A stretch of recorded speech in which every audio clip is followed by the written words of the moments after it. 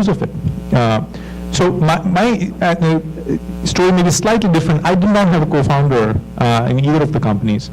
A part of the reason was, in either case, that when I started, I knew exactly what I'm doing, and I kind of coming from the technical background. I had I knew what I would be doing, and I had an idea how to build a team, but because I had never kind of done it before, and I had not kind of picked people and kind of validated, I just went ahead and jumped head first and started the company.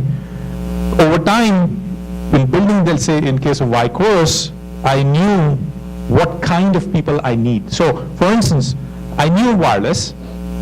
For building a mobile LTE kind of a product, I need networking expertise.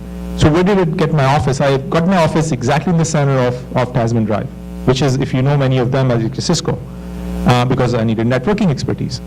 And sure enough, half of the company came from Cisco.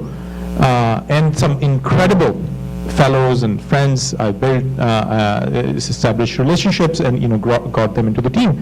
And similarly, the kind of business development person I needed, and the marketing person, I had a profile in my mind, and I kind of built that over time.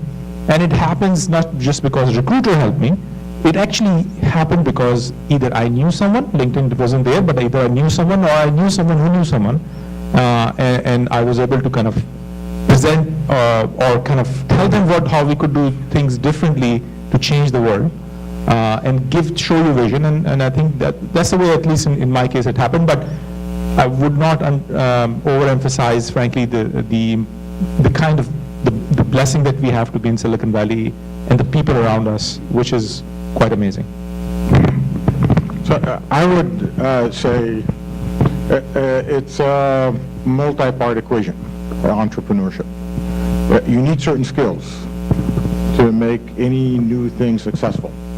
And sometimes you can find those skills in one person, sometimes you can find them in multiple people, and the way you form your team should basically be that checklist of, do I need the things that will allow me to be successful? I see a lot of startups, a lot of very talented technical people build an amazing technology, have no clue how to sell it, have no clue how to reach scale, have no clue how to communicate it to people so that they understand why it's important.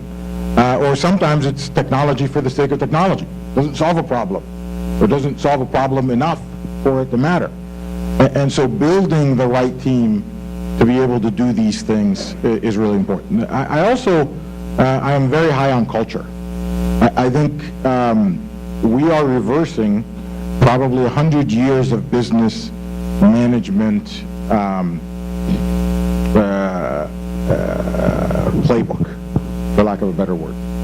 I think whatever we used as a world to get to this point, the Industrial Revolution and everything leading up to this point, doesn't matter as much going forward. The rules for business, if a company like Facebook with a few thousand employees can be a bigger brand than Walmart, than GE, than really gigantic or old corporations, the rules have changed, right? And so why is that? Because what happened is the formality of business sometimes gets in the way in the effectiveness. I think if you've ever worked in a large company, or if you work for a large company now, this will resonate with you. You spend half your day in meetings. A lot of it is wasted meetings because no one ever planned those meetings well. They're not organized. There's no agenda. People ramble on forever because they like to hear themselves. In a startup, that can't happen. People will call you out on it. They won't feel uncomfortable. So building the right culture, I like to write down the principles of the culture. A lot of them, by the way, go back to the character of a good Muslim. But authenticity and honesty and speaking your mind and bringing people in that you can feel like it's a family. You're going to spend a lot of time with these people, almost like a second family. Some people would say more like a first family, because you're going to spend a lot of time with these. As a startup, you're going to spend 12, 18 hours a day. And so they have to be people you like. They can't annoy you every time they speak.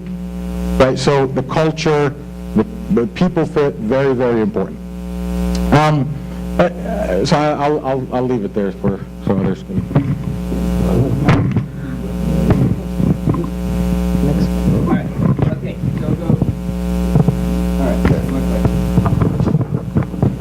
Okay, thank you so much for bringing up all these questions. So we've got a couple here. I'll read them out. How do you balance Islam, work, and family throughout the years? Okay. How do you deal with the un-Islamic aspects of business, like interest, especially with non-Muslim partners, right? And how do you compromise, did you have to compromise your deen to get where you are? If yes, how will you recommend to balance deen and dunya today? Kind of related to the MCA kind of crowd. I think those are good questions. Go ahead. Who wants to go first? Rezi?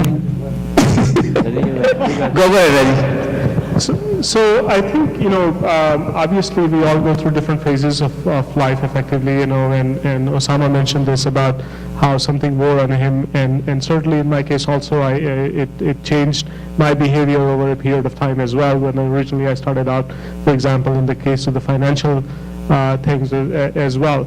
But at the end of the day, I think the industry, and we are lucky to be in this area, in these fields. This is an industry that I think in many ways it is very much from a perspective of Islamic. You don't have to really compromise your values here in that significant way. I do think that one of the things, Osama mentioned this thing about also the changes that are happening effectively. I do think over a period of the next 20, 30 years, you'll see kind of the middle market, effectively middle-sized corporations, actually getting reduced significantly because of the opportunities that are given for the individuals in order to start different businesses, whether in an app store or whether selling on an eBay or type of doing things of that nature. So we're seeing a great amount of growth at the individual and a small team level, 2, 3. When Instagram was sold for $700 million to Facebook, it had 12 employees and 40 million users that they were servicing. The point that I'm trying to make and bring it back to the Islamic nature of this thing is that I don't think that you don't need to compromise your values in order and build these kind of companies, because it doesn't take a whole lot. And by the way, the venture capital, effectively raising that money, is ultimately the ultimate example of Islamic financing, effectively, if you want to think of it that way, Islamic funding, because it is risk that is being taken effectively. So I think we live in an area, and we are working in a particular field, for especially those who are working in the high-tech area, that I think our opportunity to essentially not have to compromise our values is actually significantly higher over here. But it is something that every one of us struggles with, okay? For example, hey, my salesman may want to essentially take out their folks and may want to have alcohol there, and I have to sign his expense report. Those thoughts have gone through my mind. Or they want to have a big get-together in Vegas with certain things. These are some of the things that are always very challenging, and you have to deal with it. And part of the thing that in my own case is that I've tried to avoid that as much as possible in order to do that. It is a battle that we all have to go through. But if you think about kind of where this industry is moving, you'll end up with a lot of the large corporations, and you'll end up with a lot of the smaller individual businessmen. And I think this enables us to do that, in which case you have the ability to control how much you want to essentially participate and make sure that it is very Islamic in nature. So I just wanted to add a little bit on it. What Razi said is all true, but it's just one more thing, that while doing business as an entrepreneur, in fact, is equally or actually less issue balancing Islam and work than working for some organization. In fact, it's my personal experience. If you, honestly tell people about your beliefs and your habits and so on, they in fact respect it. It's not like they get offended by that and so on. They know, I mean, my sales guy know that, okay, this meeting I cannot take Raghav along because whatever be the reason, because he won't, feel good and so on.